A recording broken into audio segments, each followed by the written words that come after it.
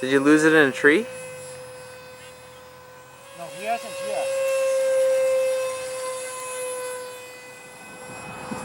That coloring on it, I can send it quite a long ways away and still see what attitude it's in. That's good. Which is kind of nice.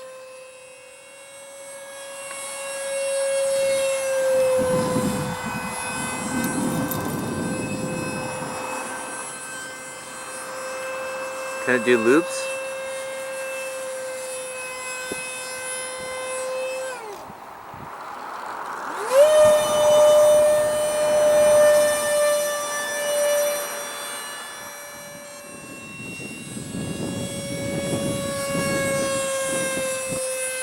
That's a beautiful pass right there, Bill. I wasn't supposed to do that, but you got it, didn't you? Most of it. And I have 125% elevator on it.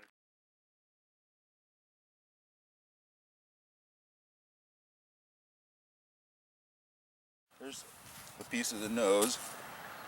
That's been off before, so it's kind of normal part of repair of this This thing was flying nicely until the wind took it and slammed into the ground. Wouldn't let it come back up.